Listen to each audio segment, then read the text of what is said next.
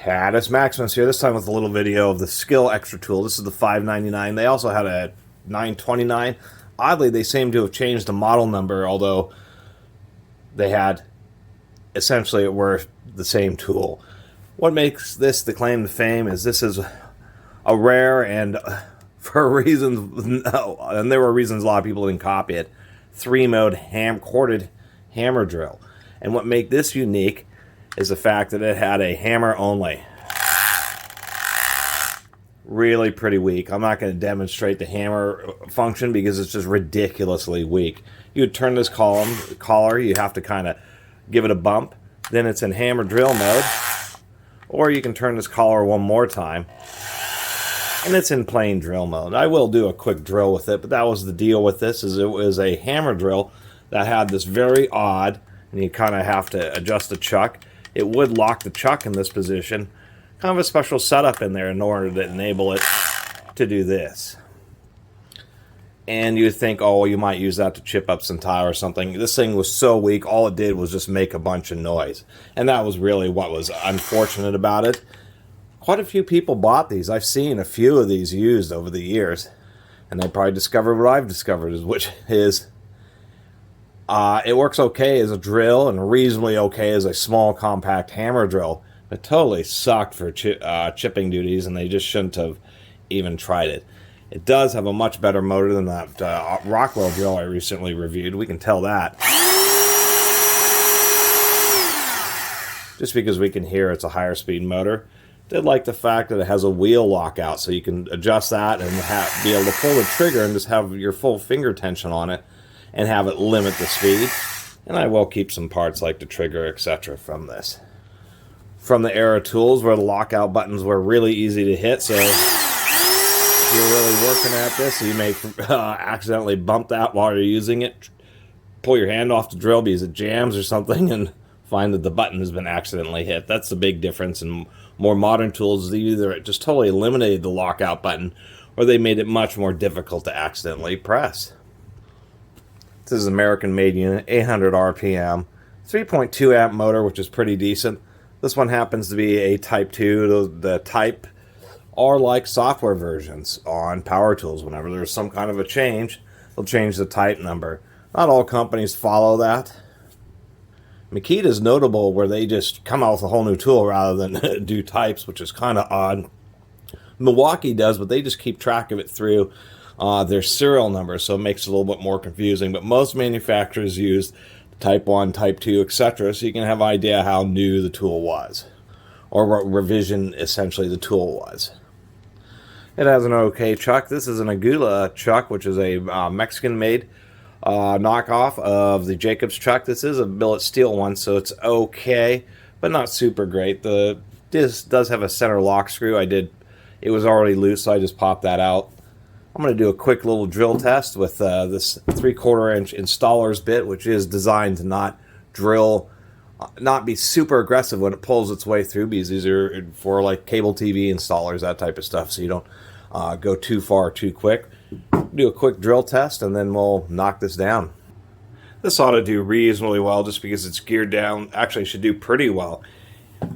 Just because it's geared down to 800 RPM, so that's pretty slow and has a pretty decent motor.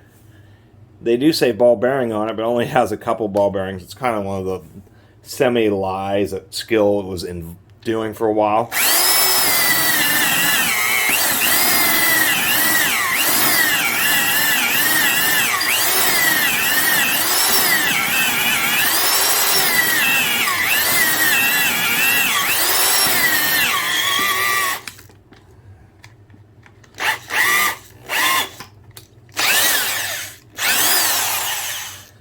And I like to use this bit just to exemplify that point. I have tried this with the Milwaukee. It has a really nice industrial Jacobs chuck.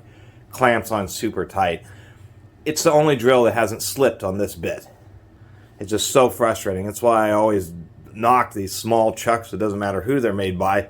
Just because they suck. They're not ground super flat. And you just can't get enough pressure. I took this thing and went around and around like 3 times, tightening the chuck key until I could get no more movement out of the chuck, and the darn thing still slipped. Super annoying on a lot of these especially these older tools, is they just had really low quality chucks that would not get a bite into the bits, and it's just really a shame. It's one of the reasons Milwaukee was so good back in the day, is because they put on good chucks. Always been annoyed by those terrible chucks that just don't want to get a grip on bits. That's why it's such a big deal to have a drill bits that have flats on them, etc. It's just because of that very issue. You can't get enough grip with any chuck that isn't really a good professional grade chuck. That's just all there really is to it. Tighten this down. First thing I'm going to do is knock the chuck off. Much easier with an impact. Don't forget there is a counter threaded screw. This is threaded in the opposite direction. So when you run the drill in reverse, when a bit gets stuck, this screw prevents the chuck from threading itself off, but it has to be threaded in the opposite direction. This gets tighter when this tries to get looser. So it's righty-loosey when you remove the screw, but it's lefty-loosey when you remove the chuck. Let's use an impact wrench and pop that chuck off. Start to see some of what we have here. This is a plate behind the chuck that has a little felt deal. That plate also acts as a bearing race. This is that thrust bearing. This is what it's pressing against when you have it in drill only mode. And I do tend to keep those in these washer plates because they are handy. They are hardened steel. Keep those. Here's a spring that was kind of pushes it out.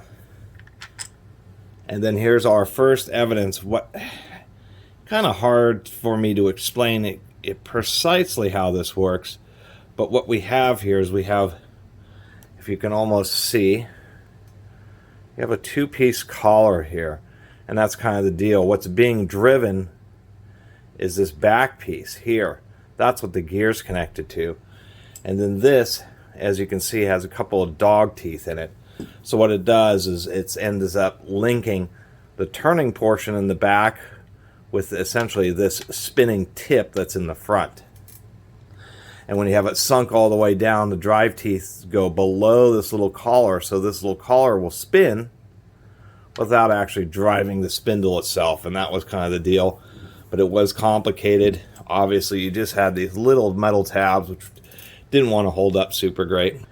And it would spin around, and it would get kind of caught up in, you know, this bearing, this bushing here, just because it's so exposed to the grit. This little felt seal in here really didn't do like a super great job, particularly keeping concrete grit out.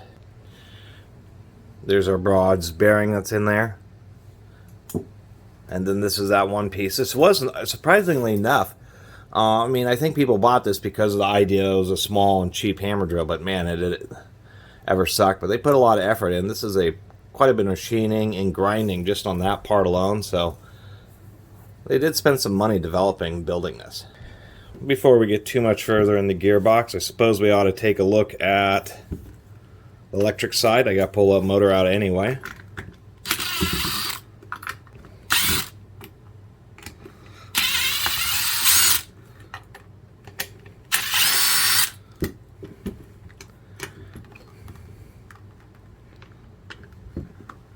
Pry this up. Come on now.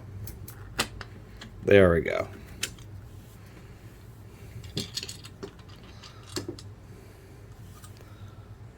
Electric repairs can only be performed by qualified personnel. Well, I don't know if I'm very qualified here. Here's a nice factory feature, a crushed ground wire. This appears to be the factory cord, just because this strain release is molded into the power cord, which is always frustrating, because it means that the power cords are harder to find and more expensive because they don't have a cord pinch. You got to find special ones that have the integrated strain relief and everything in them, which is always annoying. We have Capex Holland trigger here. This one's looks like a decent quality. What is it? Its ratings at 4 amps on a 3.2 amp tool, so not much overrating there, but a little bit. This is actually a double insulated tool. They're just using a green wire to connect to the brush here. Per standard operating procedure on most power tools, but not all, they use these little spring-loaded connections, so you got to use a pick, and you got to jam it in there next to the wire in order to release it, like so, and then you can get the wires to pop out. It's like two separate switches. That's why power coming in and then wires looping around to the top. Just because that's the reverse mechanism, just swaps the field windings. Because the power comes in, goes through one field, through the commutator and out the other field. So if you swap which side of the field the hot wire is connected to, it reverses the direction of the motor. However, they do have timing. You do lose power when you run a brushed motor in reverse. That's why certain tools like Bosch roto hammers, etc., and some other specialty ones have what are known as rotating brushes, where the brushes physically move at the same time that they swap those wires, so it has full power on forward and reverse. I will be keeping this because this is a pretty standard shape and design for a lot of power tools, so handy for a variable speed trigger there. There's a little more zoom. A couple little screws to hold in the brushes. No brass brush holders here, just standard Bakelite. Those are handy, a little fiberglass electrically insulated high temperature washer there. One of our nuts.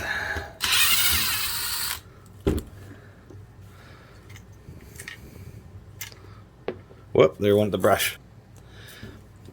These do have a cheeseball brush setup because it just has a Bakelite brush guide. The wire actually just feeds in there and turns sideways, like so. And then there's a brush spring that's jammed down in there. And then the brush literally is just making contact with the eye of the wire, just like that. The reason that's a big problem is because this wire is permanently attached. It's moving back and forth and vibrating more, causing it to want to fatigue and break.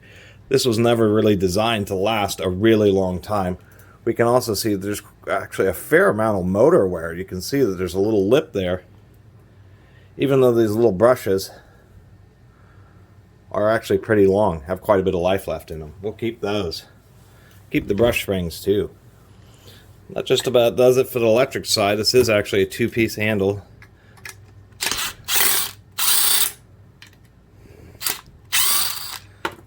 I do like these screws. These are known as plastites. As you can see, they have one set of normal threads and one set that is super tall. Always keep those. They can be super handy. Interestingly enough, they have an aluminum insert for that rear bearing to pop into. I find that kind of fascinating. 4 screws holding in the gearbox, I assume because it's a hammer drill, so it wants to get loose a little bit easier.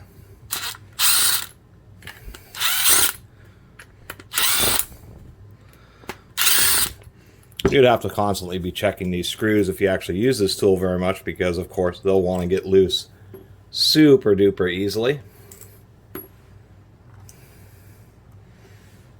Those are some greasy screws right there. Those are some greasy ones right through the greasy old gearbox.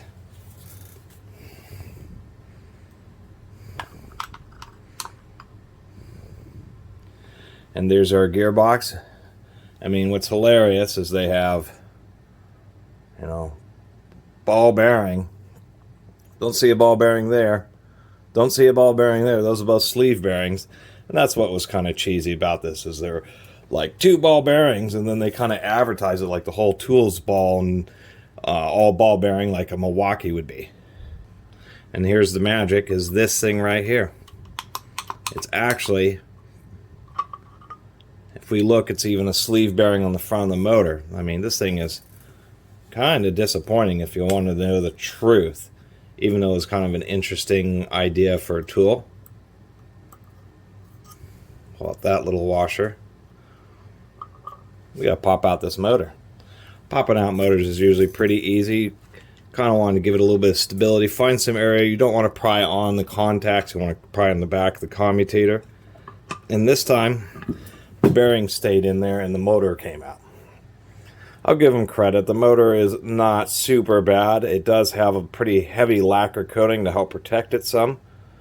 Although it looks like it's still taking some damage there. Some wrapping right in the middle and quite a bit of protection right around the contacts. You can see they're not folded. They're actually spot welded or stamp welded. So as far as a commutator on a hammer drill, that's actually acceptable, to tell you the truth. Did pop out the fan shroud there. Last thing we have in here is the field winding.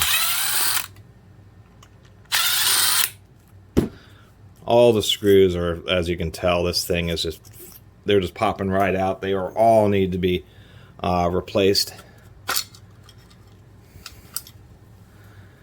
And voila, there's our field winding. Field winding, as you can see, does have some lacquer on it to prevent the wires from vibrating around, but it's not wrapped or anything. Nothing too special there. Funny thing about snap rings is some people just never run into them, but if you take apart or service any kind of tools, you'll be using them every single time. So we do have a tiny little snap ring back here. I always thought these were neat. These are like Snap-on's very cheapest snap ring pliers. The Snap-on BRS 22. And I always kind of like the idea of that Snap-on snap ring pliers. Kind of hard to find the... There we go. Come on now. There's our little snap ring. Now we got to get to the meat and potatoes. As we can see, no ball bearing there. No ball bearing there. They just use rivets. Surprisingly enough, this plate here is a very hard piece of steel. Those are the dog teeth. Whoop. Those are the dog teeth on the other side. Then there's a spring here. We can get this. Wow, the snap ring is stuck on the pliers. There we go. One spring that kind of pushes this forward. And so that's how this works, is that you have this spindle that's just free floating through a hollow gear drilled main gear. And literally it was that odd piece of metal that I had there, and depending on where it sits, it would either lock these together or it wouldn't lock them together. And then there's your hammer drill portion. Quite a bit of manufacturing and effort went into this thing for what ended up being still a kind of cheesy tool that really didn't do very good at all at hammer drilling. And it was okay at regular drilling, but a bit slow at 800 RPM. So anyway, that was the Skil 599 Xtra-Tool and 100% full teardown this time. This was every last little part. Really appreciate everybody who's been watching and subscribing. If you haven't subscribed, please do. Until next time, Catus Maximus out.